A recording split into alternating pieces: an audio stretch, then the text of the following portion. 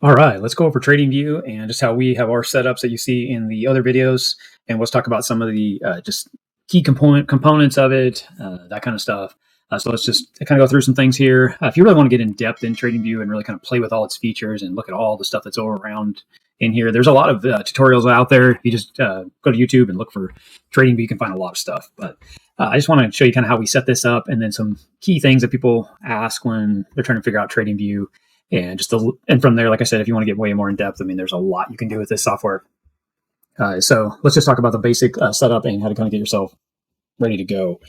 So there is a free tier. The downfall is it only gives you two indicators, which are the indicators are what you see the lines on here, or these indicators down here. You can only have two of these. So that is a downfall. You can turn indicators on and off. So you can turn it off and add a different indicator and look at it. Obviously, it would be a little bit harder to trade that way, but that is an option to use the free software.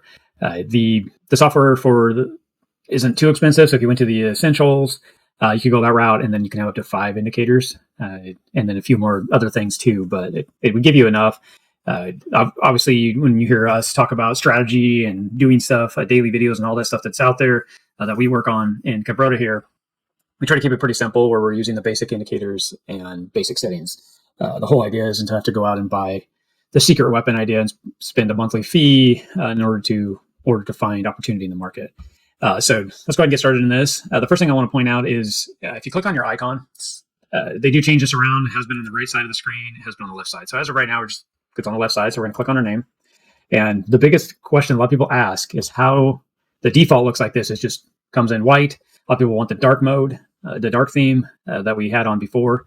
So that is a common question, and it's pretty simple. You just click on your icon, and it'll be right in the settings, right there. So just slide it on, slide it off. You get the dark screen mode. So that's pretty basic with that. So that answers one of the biggest questions a lot of people have. So we'll go ahead and go from there. Then the other thing that you'll see a lot of times is we use these icons over here, and this is where your lists are of all your information on news and stuff is down here in this column. But really, this is how you build out your list for what tickers or symbols or tokens or whatever you're tracking. You can put over here and build these out. And we can go into a more detailed video on creating lists and organizing it. But if you're ever watching a video and wondering, what's that over there on the right side? That's the list. The next tab down is the alerts. So a lot of times you can create an alert on there. Same thing. We can go in more detail with other videos. But in this case, just to point it out, this is where your alerts are. It does have a log too. So these are when all the alerts were set. You can go back and click on them, and it will take you to times when that event happened.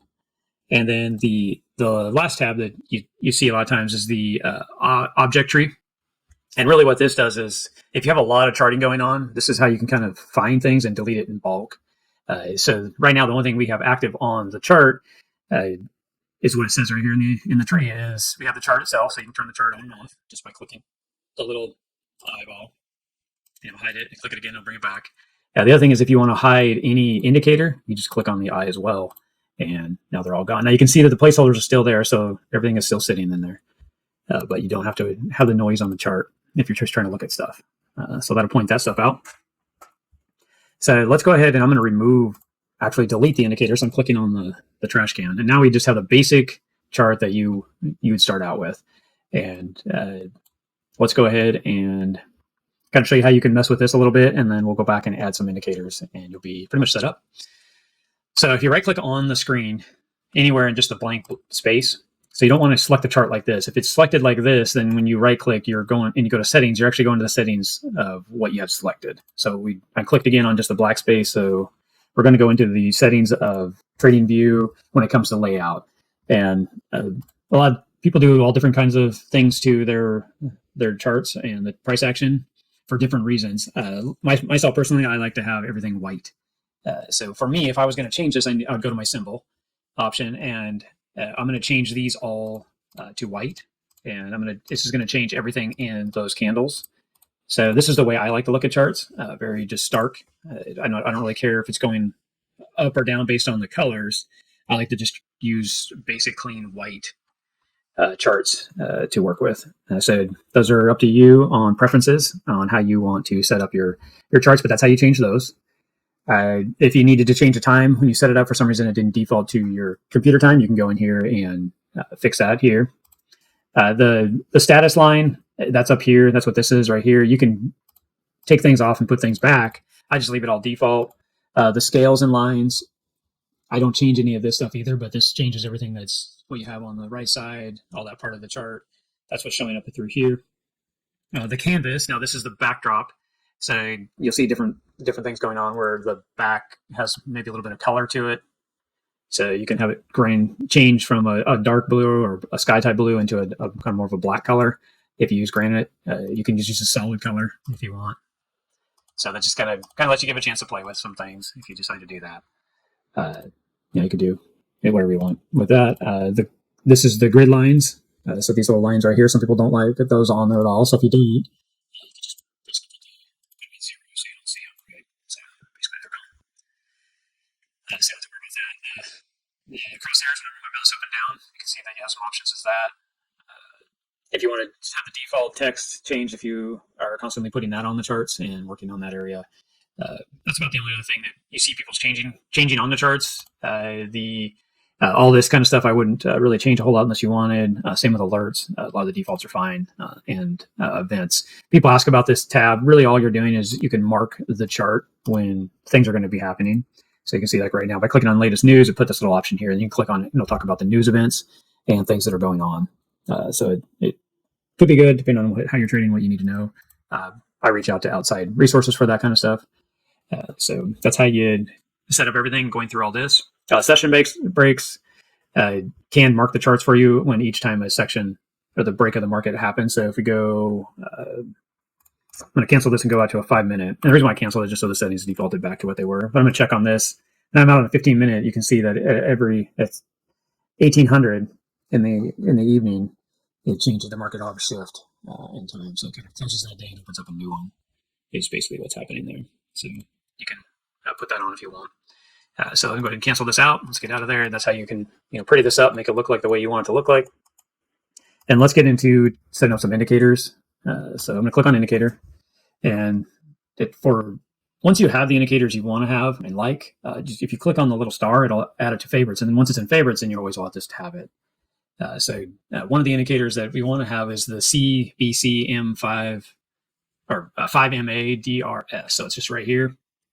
And you can just screenshot out of the video or pause the video here and go over to yours and start typing it in. So it'll actually be under community and it just pulls it up. So these are just 5 moving averages. So I'm going to go ahead and add that to the chart. So I clicked on it, you can see it popped up in the back. The next indicator we're going to put on is the RSI indicator. So relative strength index. This is under technicals. The reason why it's up here is it's categorizing them. So here's the favorites, personal, and technical. So it's just taking the data over here and compartmentalizing it based on your search. So obviously once you favorite it, it's going to show up underneath your favorites. So you'll see it twice, but it's under technicals. So it's right here. So I'm going to click and add that to the screen. And then we're going to want to add your MACD.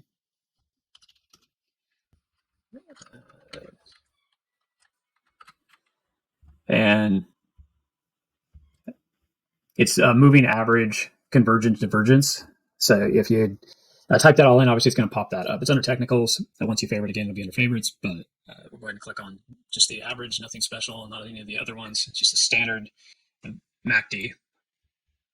And then the last one I'm going to put in is the Stochas. And it's just basically an RSI with divergence added. And this, it should be under your technicals as well. Yeah, so if you start typing in the whole word, it should just start bringing it up to the top here. But it looks like it's under community. So this is made by an outside party in the community of TradingView. Pretty much what this is just a kind of a modified with the different moving averages on top of the RSI, and then we can kind of see how the market's moving and some adjustments that's happening in it. So go ahead and favorite it and then add that to the chart as well.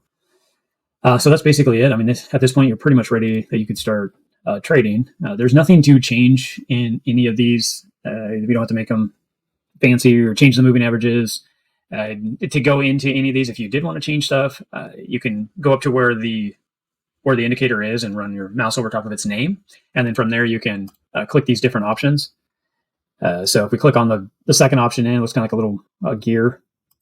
If you click on that, it takes you into the settings, and this is where you can modify these indicators if you ever don't like the colors or whatever to your liking. So that's how you change it. And it's again for the same for all of these.